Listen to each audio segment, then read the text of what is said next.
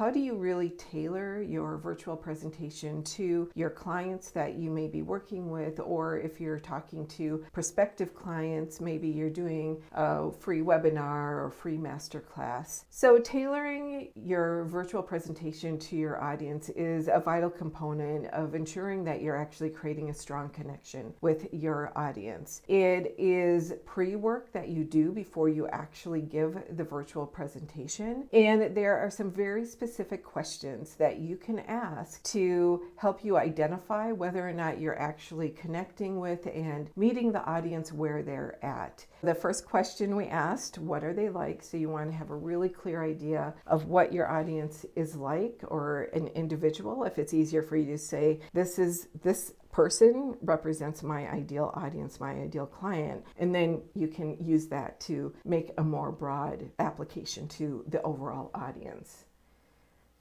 Why are they here? So again, you want to make sure that you and your message are connected to why the audience is there, that there's an alignment there. If they think they're getting X and you're presenting Y, then there will be a disconnect and you won't necessarily have good call to action that you're asking your audience to take. And then the third one, what keeps them up at night? Again, those struggles, those pain points, where are they needing help? How can you solve their problem? You need to be crystal clear whenever you're doing a virtual presentation, particularly if it's for acquiring clients, that you need to make sure that you're very clear on how you can help this particular audience with this particular problem. So you want to keep it simple for yourself and not say, well, I can do this and I can do that and I can do that. You want to keep it very simple, specific.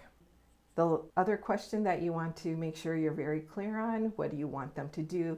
That's your call to action. If you're not clear on what you want your audience to do, then you're not going to gain more clients. You may lose some of your clients that you already have. They may opt not to renew into the next level of your programming. So that's really important. And then that last question is, how might they resist? And this is really important to think about in terms of both potential clients and existing clients as well.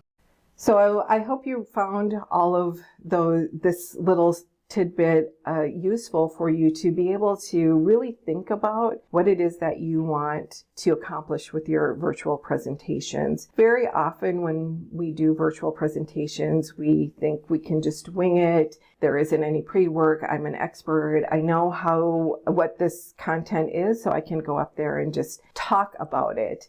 And that is not necessarily the best approach. You don't want to just talk about your expertise. You want to make sure you understand your audience and that you have a very specific goal and purpose for that presentation that you're giving. So a lot of times, and a resistance that I have with the people that I work with is like, this is too much work before I give the presentation. I don't want to do this work, or I don't really know who my ideal customer is or who my ideal audience is. I just want to share my knowledge and help as many people as possible.